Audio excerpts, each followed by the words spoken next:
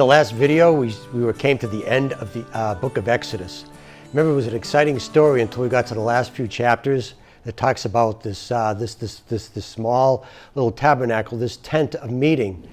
And we found out that the tent of meeting has all the details of the Garden of Eden. So you have this little miniature Garden of Eden floating around now with the Israelites. Now the problem with the Garden of Eden, because that's the whole story, is to get us back into the Garden of Eden, to get us back in the presence of God.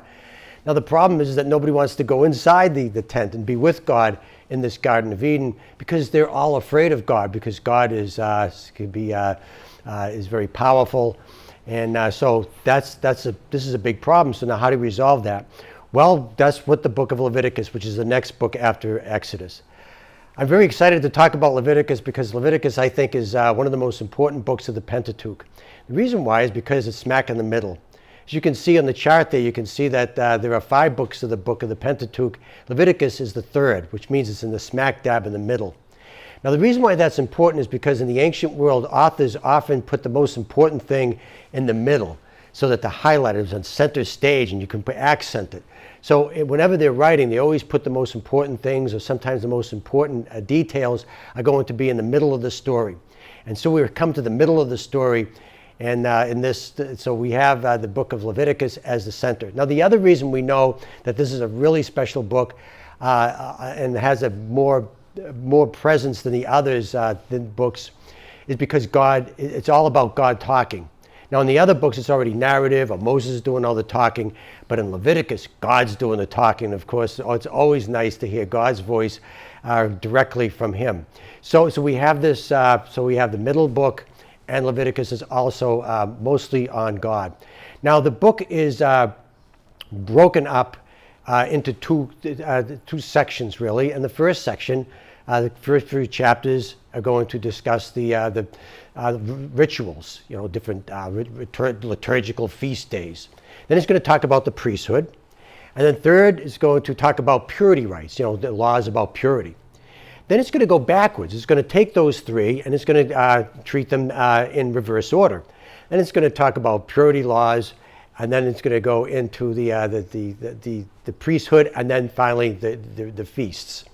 So we have this reversal. So you have these 3 subjects, and then the reverse, and they speak of they talk about them again. Now in the middle of these, right smack in the middle book, right in the middle of Leviticus, is the story of the feast day of the Day of Atonement. So this is so right in the middle of the whole Pentateuch, and in the middle of Leviticus itself, God is going to talk to the people about this Day of Atonement. So remember, with Adam and Eve, they came into the garden, and they got kicked out because of their sin. So they're not allowed to be in the Garden of Eden anymore. And we remember that in Exodus, they don't want to go into the miniature garden. So how do you resolve all of this? Well, it's this feast day. So it all comes down to this great feast day. And in this feast day, God takes away all sin. And the way it's done is with a goat. We have 2 goats. One goat is sacrificed on the altar, and it's used as food for God. The second goat is known as a scapegoat. What happens is the high priest puts his hands on the goat and then sends the goat into the wilderness. And so that's exactly what happens to Adam and Eve when they sin. They have to go, and they have to leave the garden, and they go into the death void, the place of doom and gloom. And that's exactly what happens here. But instead of the people leaving the garden, it's the scapegoat. It's the goat that has all the sins.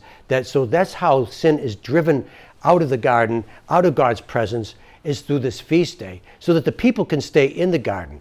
So we can see how the book of Leviticus is a wonderful book to really to invite us back into the garden, to be able to stay in there, because God can forgive our sins through this great feast day, through having a dinner with God. Now, when you read the book of Leviticus, you say, oh, there's a lot of details, and probably the last time you read Leviticus was a long time ago, because it has all of these old rules about purity, rules about leprosy, and what do you do when you, what foods that you eat and don't eat. So it's got a lot to do with about foods and celebrating and feast days. So let's say, for instance, the Pope was going to come to your church, and you were in charge of the dinner that the Pope was going to have there at your church. Now, there's a lot of things you need to know, right? You need to know how many people are going to be invited to this event with the Pope. Do you have enough silverware and plates? What is the arrangement of the tables? Are you going to have speeches? Are you going to arrange, and how many speeches and talks are there going to be? What about security? What are you going to have for the dinner? Are you going to have Argentinian, or are you going to have New England clam chowder and lobster tails? Do you have a budget for this? So you can see there's an enormous amount of questions that come up when you're going to have dinner with somebody that's very famous. And that's the same exact thing with Leviticus. You're going to be in the presence of God, and there's nothing greater than being at a banquet with God.